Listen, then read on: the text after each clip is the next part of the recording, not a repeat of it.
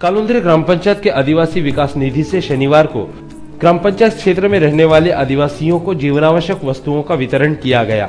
इस कार्यक्रम के लिए मुख्य अतिथि के रूप में शेका पक्ष के जिला सचिव बालाराम पाटिल तथा पंचायत समिति के सभापति हरीश केणी को आमंत्रित किया गया था। इस अवसर पर पंचायत समिति सदस्य प्रहलाद केणी, कालुंद्रे ग्राम पंचायत के पूर्व सरपंच आर.डी. घरत, सरपंच बालकृष्ण परदेशी, उप सरपंच सचिन कामले आदि सहित कालुंद्रे ग्रामवासी एवं आदिवासी महिलाएं बड़ी संख्या में उपस्थित थी। इस कार्यक्रम में उपस्थितों को संबोधित करते हुए बालाराम पाटिल ने कहा कि आदिवासियों को हर सरकारी सुविधा मुहैया कराने के लिए शेतकरी कामगार पक्ष के माध्यम से हम बाध्य हैं।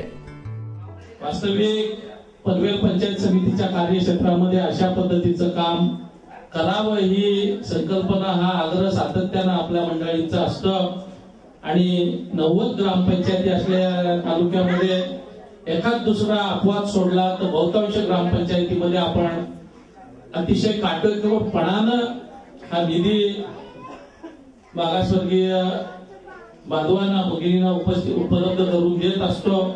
अनेक ठिकाणी आपण 15% पेक्षाही जास्त खर्च या उपक्रमांवर करत असतो, कारण शेवटी डॉक्टर बाबासाहेब आंबेडकर, महात्मा ज्योतिबा फुले, छत्रपती शिवराय यांनी या महाराष्ट्राची सामाजिक जडणघडण केलेली आहे आणि या जडणघडणीतून देशाच्या इतर भागांच्या तुलनेत निश्चितपणाने सामाजिक वातावरण, शैक्षणिक वातावरण आपण चांगलं राखण्यामध्ये यशस्वी झालो आहोत। प्रामुख्याने कोकणच्या पट्ट्यामध्ये तर या ठिकाणी अस्पृश्यता किंवा अन्य सामाजिक भेदभावाला फारसा थारा मिळू नये अशा पद्धतीची कामगिरी या ठिकाणी रायगडामध्ये शेतकरी कामगार पक्षाचे धोरण असतील त्यांनी, रत्नागिरीमध्ये मधु दंडवते, बॅरिस्टर नाथपै, एस.एम. जोशी या साऱ्या धोरणांच्या माध्यमातून झालेल्या आहे आणि त्याच्यातूनच आपल्याकडे पूर्वापार सामाजिक एकोपा, एकसंगता निश्चितपणाने दिसून येते। भविष्यातही आपल्याला